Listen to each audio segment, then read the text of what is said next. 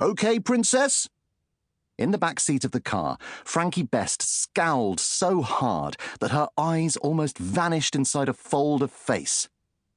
Don't, she growled, call me Princess. You know this. Frankie's fine. Just Frankie. Her father took one hand off the steering wheel to hold it up in a gesture of apology.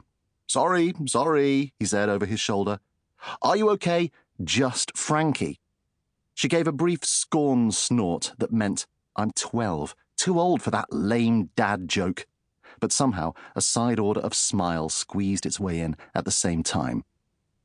The answer to your question, just Dad, she replied, is a giant-sized no.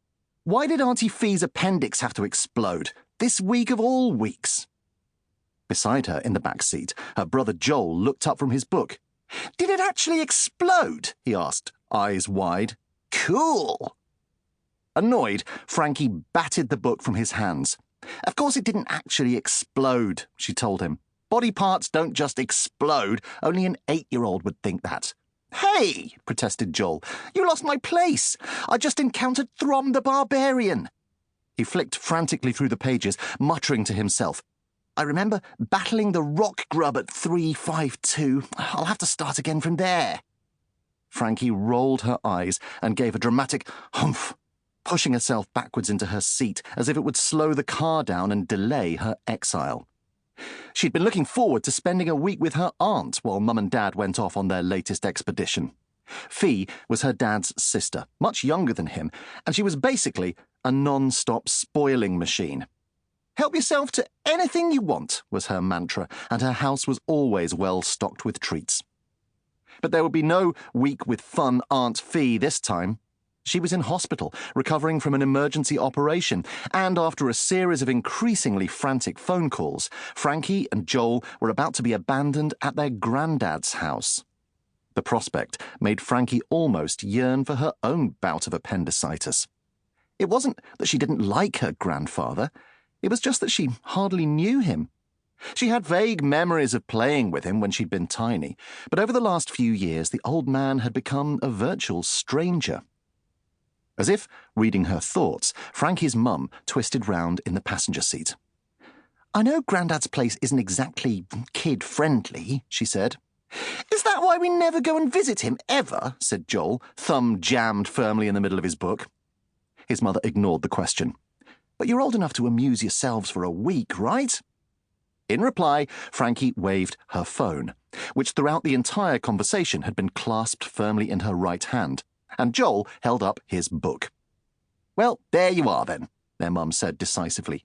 You've both got a good week's worth of entertainment sorted there. Automatically, Frankie glanced down at the screen in her hand. No messages had popped up for the last few minutes. With a jolt of shock, she saw the words, "No signal," across the top, and her own startled face reflected back at her from a rectangle of blankness. Oh, she exclaimed, there's no service. But we're not there yet, right? Here we are, sang her dad, pushing the button to put on the handbrake. And there's Grandad all ready to...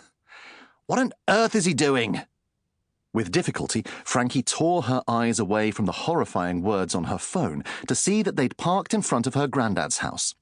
It stood in its own large garden overlooking a neatly mown village green, and it was impossible to look at it without the word ramshackle coming to mind.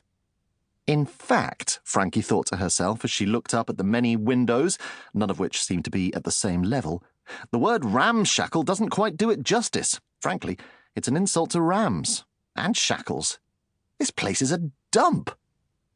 In the overgrown front garden, wading in waist-high weeds, stood a man in stripy pyjamas and a purple dressing gown. His long white hair was held back in an untidy ponytail, and he was clutching an enormous green net in one hand.